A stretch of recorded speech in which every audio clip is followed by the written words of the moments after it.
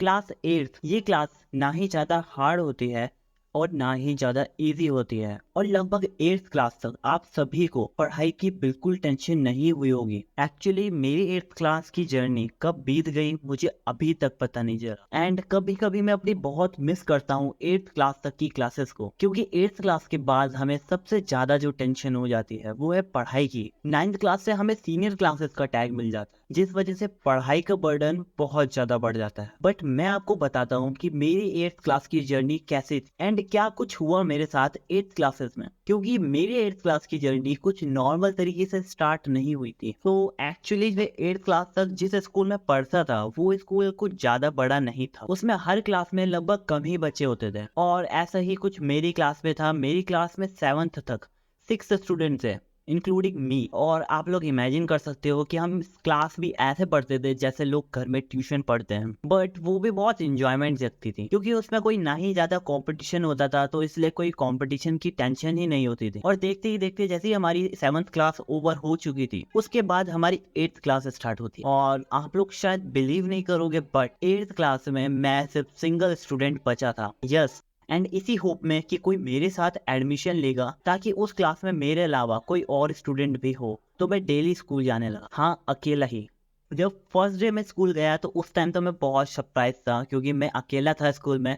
और मुझे बाद में पता चला कि मेरे जितने जो बाकी 5 फ्रेंड थे उन्होंने भी स्कूल छोड़ दिया है एंड वो भी इस स्कूल में एडमिशन नहीं लेंगे। बट मेरा कोई स्कूल चेंज करने का प्लान नहीं था क्योंकि उस स्कूल से मैं बहुत टाइम से पढ़ रहा था, तो मैंने कभी उस स्कूल को चेंज करने का प्लान करा ही नहीं था।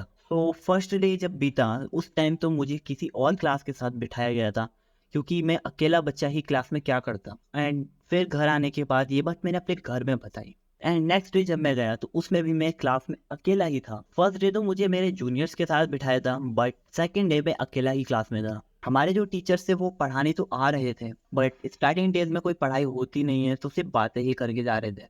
मेरा टाइम पास नहीं हो रहा था स्कूल में एंड मैं खुद बोर होने लगा था। तब थर्ड डे हमारे प्रिंसिपल सर मुझे खुद पढ़ाने आए। यस, मुझे अकेले को पढ़ाने आए और वो किसी भी कीमत पे ये नहीं चाहते थे कि मैं स्कूल छोड़ के जाऊं, क्योंकि अगर मैं स्कूल छोड़ दूंगा तो वो क्लास ही बंद हो जाएगी। बट वो थर्ड दिन के बाद मेरा उसके बाद स्कूल जाने का मन ही नहीं किया, क्योंकि एक अकेला स्टूडेंट क्या करेगा क्लास में, आप खुद ही सोचो।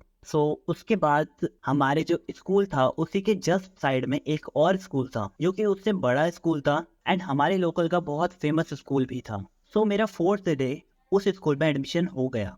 एडमिशन होने के बाद मैं खुद बहुत ज़्यादा नर्वस था एंड यू रियली नो कि एक न्यू स्टूडेंट की हालत कैसी होती है स्कूल में। बट फिर भी एडमिशन होने के नेक्स्ट डे मैं स्कूल गया। आई थिंक 9 अप्रैल की बात है ये एंड वो डेट मुझे आज भी याद है जिस दिन मैं फर्स्ट डे उस स्कूल में गया था। बट सरप्राइजिंगली मुझे उस स्कूल में जाके अकेला फील नहीं हुआ, क्योंकि उस स्कूल में पहले से ही मेरे 2 फ्रेंड पढ़ते थे जिन्होंने मेरी बहुत हेल्प की। स्टार्टिंग में मैंने उन्हीं के साथ फ्रेंडशिप की और इसी के साथ साथ मेरा अप्रैल का पूरा मंथ कैसे निकल गया मुझे पता नहीं चला। फ्रेंडशिप तो बहुत कम से हुई थी बट जब मैं आया उसके बाद हमारे क्लास टेस्ट स्टार्ट होना शुरू हो गए एंड उस टाइम मैथ्स का टेस्ट हुआ था और उस पे मैंने सबसे हाईएस्ट नंबर थे, जिस वजह से मेरी क्लास में बहुत अच्छी रेपुटेशन बनी उस एक टेस्ट की वजह से। और वो स्कूल मुझे बहुत इजी फील हो रहा था क्योंकि उससे जो पहले वाला स्कूल था उसमें मेरी बहुत कम मार्क्स आते थे बट इस स्कूल में मेरे आते ही बहुत हाई मार्क्स आने लग गए। देन उसके बाद हमारी समर वैकेशन स्टार्ट हो गए।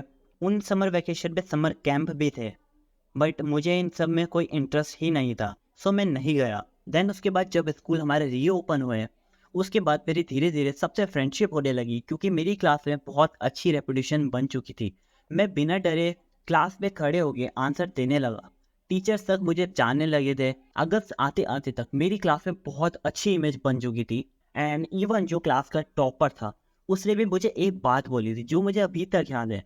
उसने ये कहा था कि मैं इस क्लास में फर्स्ट आता हूँ एंड उसका फ्रेंड क्लास में सेकंड आता है बट जो थर्ड है वो एक लड़की आती है। उसने कहा था कि तुम पढ़ाई में बहुत अच्छे हो, अगर तुम इस क्लास में थर्ड डिवीजन ग्रैब कर लोगे तो फर्स्ट सेकंड थर्ड डिवीजन इस क्लास में सिर्फ बॉयज की होगी। उसकी वो बात सुनकर मुझे बहुत हंसी तो आई थी क्योंकि इस क्लास में आते ही जब मेरे अच्छी रेपुटेशन बन चुकी थी तो उस क्लास में मैंने सोच लिया था कि इस क्लास में मुझे टॉपर बन के ही रहना है एंड वो मेरे से एक्सपेक्ट कर रहा था कि मैं थर्ड डिवीजन लाऊंगा। बट फिर भी उस टाइम मुझे इतना कॉन्फिडेंस नहीं था क्योंकि अभी तक मैंने वहाँ के एग्जाम्स नहीं देखे थे। बट उस स्कूल में हमारे एक ईयर में 3 एग्जाम्स होते थे। फर्स्ट एग्जाम होता था अक्टूबर में, देन दिसंबर में, देन फाइनल एग्जाम्स मार्च में होते थे। तो अक्टूबर आते ही हमारे फर्स्ट एग्जाम पास आने लगे और देखते ही देखते मैंने भी अपनी प्रिपरेशन शुरू कर दी थी। और जब हमारे फर्स्ट एग्जाम स्टार्ट हुए तो उसमें मुझे बिल्कुल एक्सपेक्ट नहीं था कि इसमें मेरा रिजल्ट कैसा आएगा। बट जब हमारे फर्स्ट एग्जाम के रिजल्ट अनाउंस हुए तो उसमें मुझे 3rd डिवीजन मिली, और वो देखने के बाद मुझे अच्छा तो फील हुआ है ये, बट मैं चाहता था कि मुझे वो फर्स्ट डिवीजन मिले क्लास में।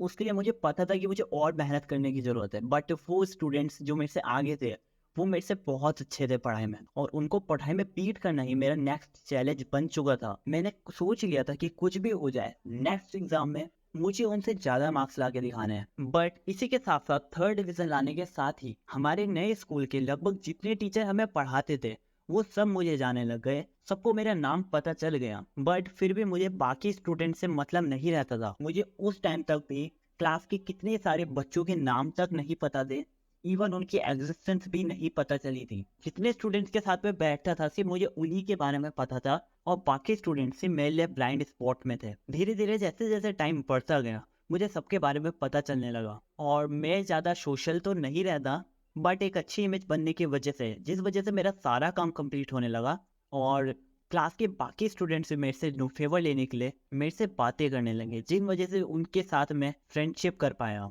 फिर देखते ही देखते हमारे दिसंबर के एग्जाम्स स्टार्ट हो गए। उसमें भी मैंने बहुत प्रिपरेशन की, एंड इवन मैंने पहले से ज़्यादा प्रिपरेशन की, और इस बार मुझे बिलीव था कि मैं ज़्यादा मार्क्स लाके दिखाऊंगा। और जब दिसंबर के एग्जाम के रिजल्ट अनाउंस हुए तो उसमें मेरा रिजल्ट इम्प्रूव तो हुआ था, बट तब भी मेरी 3rd पोजीशन ही थी क्लास में, and that was make me disappoint कि इतनी मेहनत करने के बाद भी मेरी सेम रिजल्ट क्यों आया। बट जब मैंने इन परसेंटेज को मैच किया तो उसमें जो 2nd पोजीशन पे था उसकी और मेरे मार्क्स लगभग सेम थे, सिर्फ पॉइंट में ही डिफरेंस रह गया था।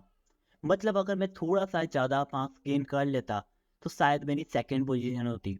और फिर उसके बाद मैंने अपनी प्रिपरेशन डबल से ट्रिपल कर दी, और जनवरी फरवरी कब बीत गया मुझे आज तक नहीं पता चला।